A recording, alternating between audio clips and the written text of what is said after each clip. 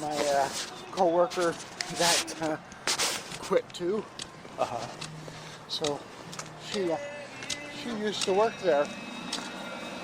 So I still talk to her. We're talking about the reason why we both quit. Was what? Quit our job. Why? Because they weren't being fair with the tips? Well, the people there are jerks. Oh, yeah, well. Are they Italian? No, No. no, those people are actually... I used to work at the river as a dishwasher for 2 days, and they let me go, I guess, because he was not busy enough for them to pay me $19. Oh, so it always comes back to the pay. You want to get a job that pays you $20 per hour straight, no tips, no nothing, just $20 an hour. Well, I want $20 an hour with tips.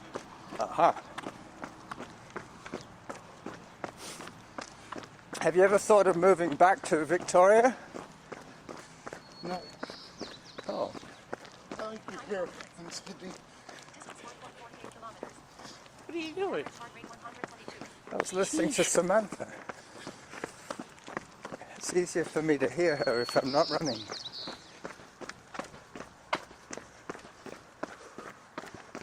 I was listening to a podcast yesterday about the merits of slow running. They said it's better for you to run slowly. No, I'm just kidding. Yeah, it's better for you to run slowly every day than it is to run hard 3 times a week. For 2 reasons. Firstly, if you run slowly, then you're not intimidated. If somebody says, let's go for a run, you say, sure. There's John's place. But if you have to run fast, you're going to make up excuses. You're going to say, oh, but it's cold. Ah, but it's raining. But if it's just an easy jog. Easy jog? Yeah. No, I call it jog running. Yeah. Or jogging. Jogging or running.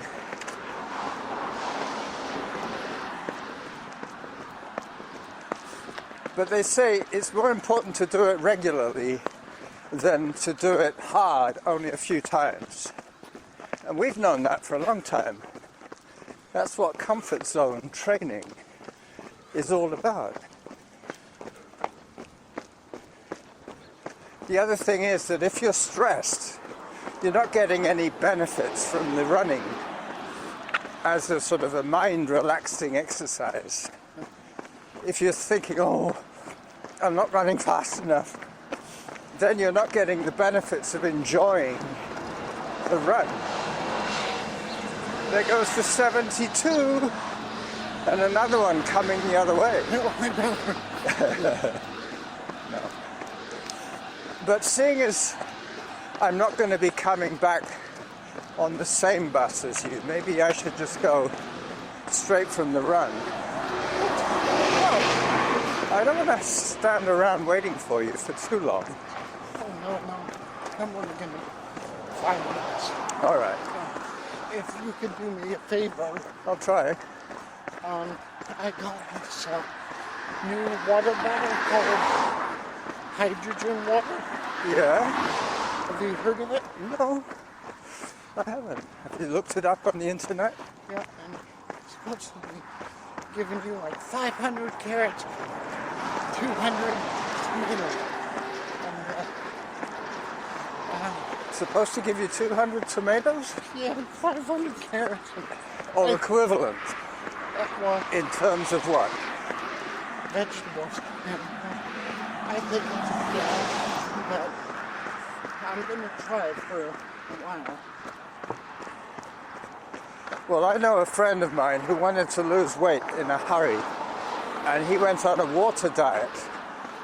10 days of nothing but water. And he managed to lose 25 pounds, but the minute he starts eating again, it'll all come back on. It's better to lose 50. Well, it's probably better to back off the intake of food, not just stop it altogether. Because what happens if you stop eating altogether, your body starts burning fat, which is good, it's burning fat, but the trouble is, it's weakening you, it's making your body weak.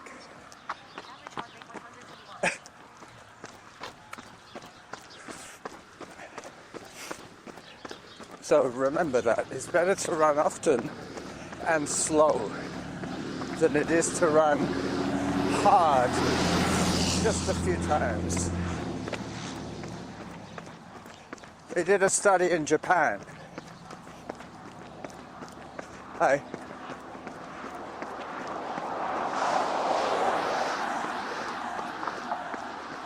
You've already taught me all this. All this, yeah, I know. So a person in Japan, I'm preaching to the converted. a person in Japan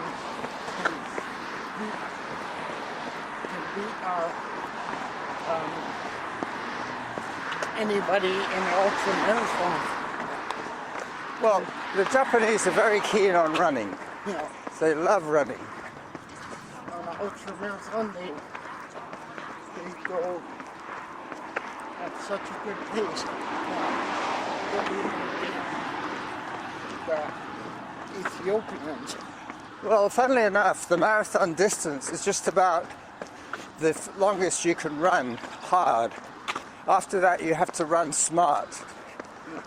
That's where an ultramarathoner would eventually beat a Japanese marathoner. What? He might finish a marathon. I thought the Japanese were the ultra marathoners. No. The Japanese are marathon runners. Oh, okay. So they're the ones, the Japanese are the ones not running slow. No, they're running hard, but there are a lot of people in Japan are more worried about living a long time.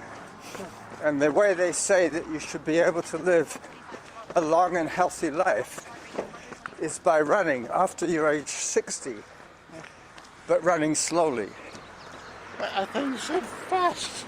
No, this is the whole business about slow running as a therapy after a heart attack is that you get much better recovery by running regularly and slowly, and also intermittent walking. So you walk for 5 minutes slow and then you walk for 5 minutes fast, and you alternate. So what if they did an ultra? Well, they would have to change their mindset into the idea of running slow and long. But aren't they already running slow? No. No? Marathon is 42k.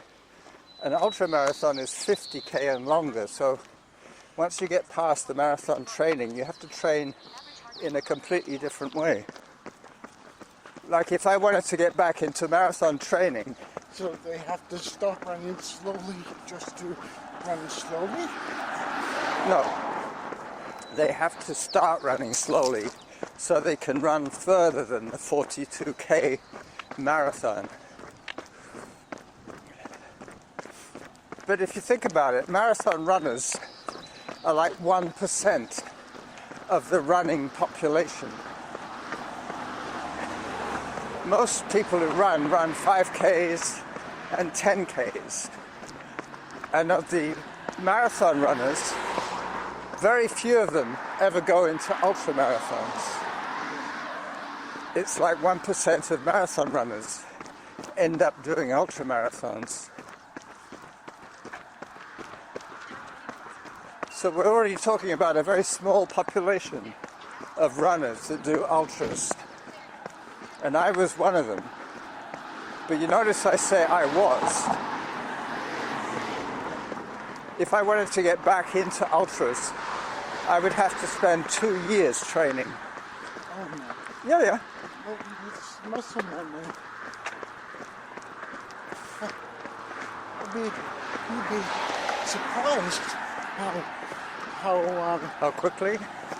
yeah, How quickly I could get back into shape? yeah. Well, I'm never really out of shape, but I'm not ready for any 3-hour runs anymore. I think if you train for it, Yeah. the muscle memory would come back in just 2 weeks. I don't think so, not that quick. If I was younger, yes. If I was your age, yes. You could get back into shape in 2 or 3 Or weeks. if you were 8 years younger. 8 years younger, it would still take me a year to get back into shape.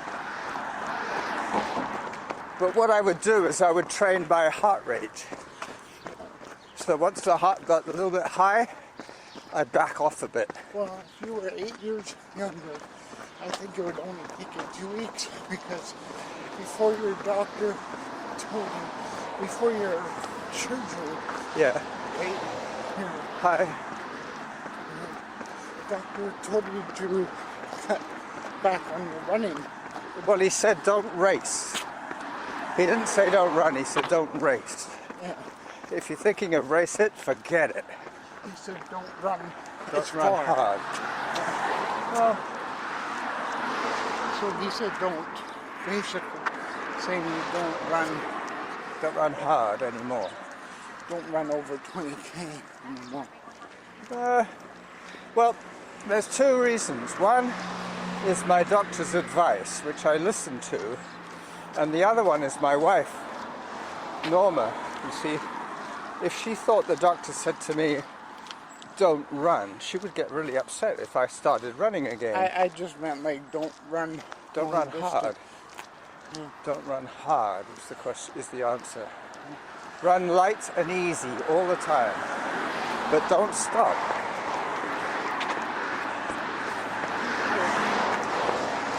The doctor told me to not run like over 20K.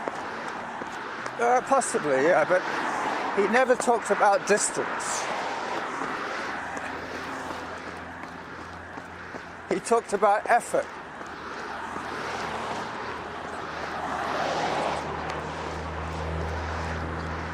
Where's the El Camino? It's there. It's right there. Have you noticed those Toyotas? Their back window has a dip in it, the glass. There's the El Camino, and there's the owner of the El Camino.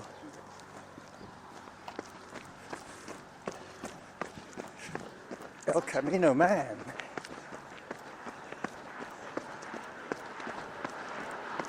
Do you remember that film, that movie called El Encino Man?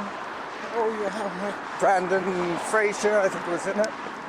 He was like a... Brandon Fraser and that other guy. He had like the other guy. Oh, Holy Shore. Okay. Yeah.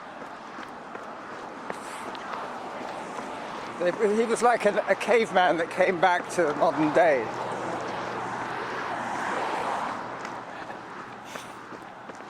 Once again, I'm overdressed for this weather. What was it called?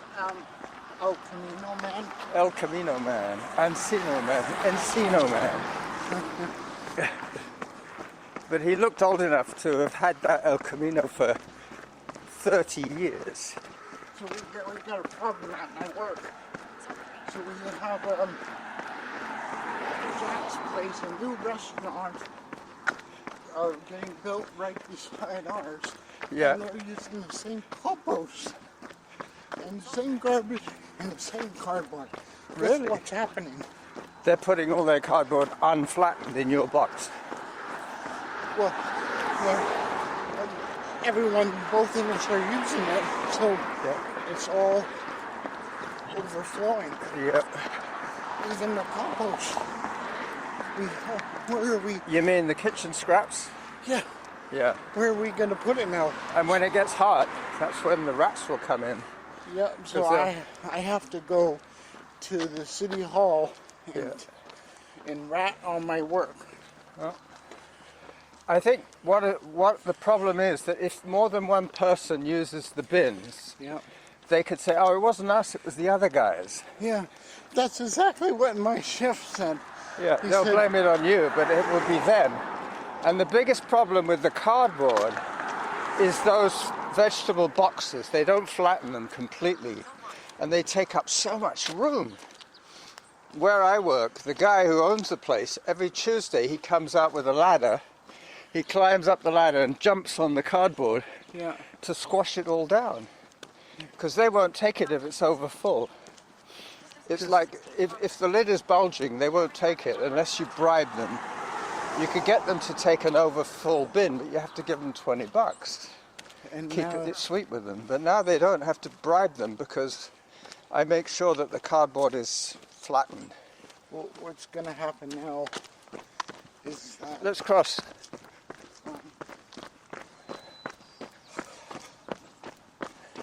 now I forget what I was going to say. It's all to do with contracts. They might have a joint contract for the garbage collection. Oh yeah, that's so. The garbage people are only right now. They're arriving on Tuesday. Yeah. Jeez. Once a week.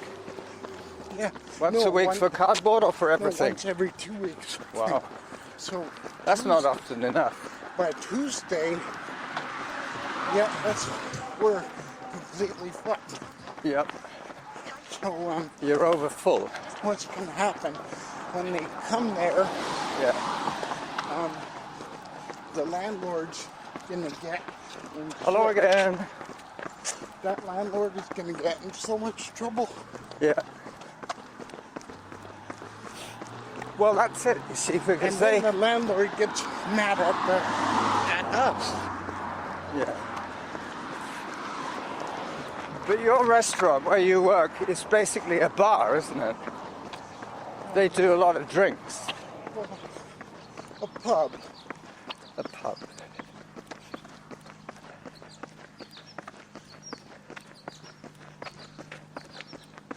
So I think we're going to be better than last week today. I think we're going to do this one a little bit quicker. But you notice how I take a few little micro breaks. Yeah. Those are the secret. If I wanted to get back into ultra marathons, I'd have to take those micro breaks. No, you told me. That's not how you taught me. You taught me Comfort zone. exactly. That way, you don't have to take a micro break. Well, there's two ways of looking at it. If when you're running you're going faster, then you take a micro break until your body feels comfortable again. And I'm saying it might just be 10 seconds. Just enough for your heart rate to come down a bit. So it can be used in a different way. Yeah, you can use the micro break as a way of controlling your heart rate. So it could be like comfort zone running by in a different way. Yep. I reckon I could run 50k, but instead of taking 6 hours, it'll probably take me 7 hours. Because I'll be taking my micro breaks. I wouldn't stop moving. That's the secret of ultras, is to keep moving at all time. Relentless forward progress. That's funny. I got something that's funny to tell you that you might not think so funny. All right, well, tell me anyway. I want you to peel my eggs and then tell me if they were cooked enough. And then I want you to fill up my hydrogen bottle. Oh. Okay, so that's my... And you'll be my slave. I'll be your slave, yeah. I'll be your lackey. Okay, let me just stop the app. This car's arrived since I was here before. Workout paused. Workout stopped. Workout stopped.